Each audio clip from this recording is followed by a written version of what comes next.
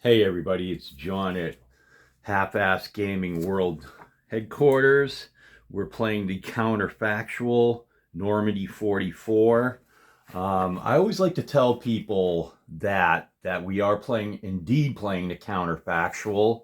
Um, just so they know when they tune in that they're not getting the usual Normandy 44 game. And the easiest way to know that is to see that where the placement of the 12th SS Panzer Division is, just off the beach, Omaha Beach. You're looking at the beaches right now the day after the invasion, or the day after I filmed the invasion. The beaches are now open for people who are novices. This is Omaha Beach right here. Right up here, just barely in the shot, is Pointe du Hoc. The Rangers landed right there. The two divisions landing at Omaha. Uh, first Infantry Division got their asses handed to them. And the Commonwealth beaches, they are on the beaches right here. Good landings. Kind of a minimum to moderate losses, but the beaches are open. Repeat, the beaches are open. Utah's off to the left. They took the least of the damage. Utah's not in the picture. I couldn't get a good enough, wide enough picture for that. So, the reason for the video is this morning I've got a couple of chores to do that I'm going to get in here and start filming. I'm going to let you guys know how I'm planning on attacking this. Now, when people do their videos, their playthrough videos, a lot of times, and I understand why they do this, they'll just cut to the they'll cut to where all of the movement for the turn has been made. And I understand why they do that, because who wants to sit and watch like a half hour of initial movement for turn one? That's just, it may even be more than that. But that's what I've chosen to do. I want to draw little arrows on the map showing where, like, for instance, how the 21st Panzer is going to move. I have to go get a pen, something that will be erasable. But indeed, yeah, I'm going to go through and do all of the movement for you folks to see. And I know that's a pain in the ass. I know it's boring, but I want to show what has been done. So the only thing I can really do here is I can do some aggressive video editing to speed it up. But when it comes down to when you folks sit down and watch the video, by the way, not to get into a rabbit hole, but I hope you're watching this on your mini devices, your phones, because this is being filmed in at least 720, maybe 1080. And because YouTube has that effed up algorithm that reduces everything to 480, and there's nothing I can do about it. And I see a lot of other people's videos. I'm sure they've been shot in at least 720, but when you watch it on a PC, YouTube knocks it down to 480, and it just doesn't look as clear as it should be. And it's something I really, really hate, and the number one thing I wish I could change about filming videos for YouTube. I don't know how to do it. But the point being that when you watch these things on your phones and you tip the screen sideways, you do get a nice 1080 or at least 720 experience. I don't know if folks are aware to that or hip to that, but I'm very aware to that. But anyways, so what I'm planning on doing today, like I said, I got to do a little painting in the hallway. I'm going to sit down and play out the entire first German turn. That involves a shit ton of movement. It's probably going to take at least 30 minutes. But what I would encourage you folks to do is when you finally do get the edited video, is watch this at a a faster speed. You do have the ability to watch it at 1 1/4 speed, 1 1/2 speed. Watching it at double speed might be too much, but I would definitely encourage you to watch it at a faster speed. And also, I'm going to have a scroll right up at the top showing where you need to advance to if you want to go right into the you want to skip the movement German movement phase and go right to the battles. Um, Speaking of battles, one of the things for the counterfactual, I don't know if this is something in the regular rules for Normandy 44, which there's a lot of chrome in here. It's I don't want to say it's a simple game. It's not really a complex game, but there's a lot of chrome. The Germans do have an obligation. I'm trying to find it here, and it's only 2 pages. They do have an obligation to conduct a number of attacks. And of course, when I want to talk about that, I can't find it. I can't find it.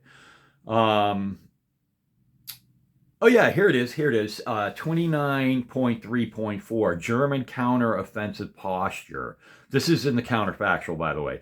Due to higher command direction to push the Allies back into the sea, beginning on turn 1, the German player must conduct a minimum number of attacks on each turn or surrender victory points to the Allies.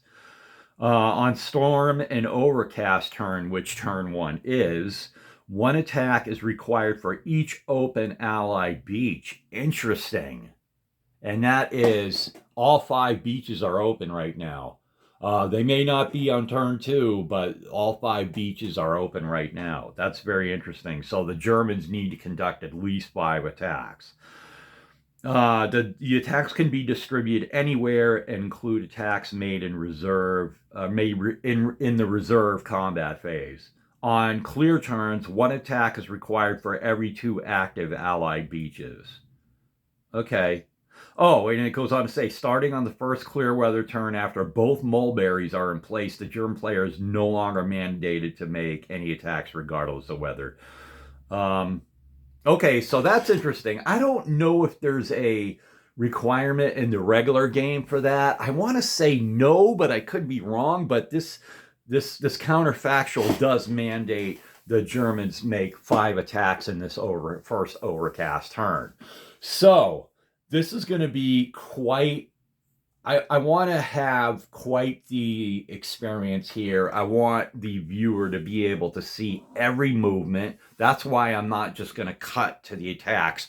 I don't want to just and I understand why people do this, why they just say, okay, let's fast forward to all the movement being done and let's talk about it. No, I want people to be able to see who went where. They can, like I said, put it on 1 1/4, 1 1/2 speed, and I will, and if you don't want to watch that, I will put a crawl saying, for instance, on minute 41 1/2, this is where the movement is completed, and we move on to the German attack phase. All right. Can I think of anything else? The beaches are open right now. The beaches are open. And like I said, one of the big things that you'll notice is that over here, just west of Caen, you right at the edge of the picture, the British paras are not there because they come on at the end of turn 2 with a Polish regiment. There's a Polish para that has been introduced into this this scenario, and you know what? Oh, here it is right here. It's a Polish. Yeah, I have him sitting here on top of the. I can't even pick him up. On top of the. Can I get this in the picture? Can I get that in the picture? Why is that not in the picture? Hold on. Yeah, that's a Polish para. He's going to come in with the Allied paras. The what division is it? It's the sixth British paras. But anyways, they're going to come in together on turn 2. So they would normally start the festivities on the board just east of Caen, but like I said, turn 2. So and so the next video you get out of me will start German turn one. There's gonna be a shit ton of movement. You will have the ability to fast forward and blow through that. Like I said, I'll post the minute mark of when the attack. That might even be a separate video. That might even be a separate video because, like I said, I think this initial movement turn by the Germans is going to be at least a half hour, and I don't want to blow through it. I want to optimize it somewhat.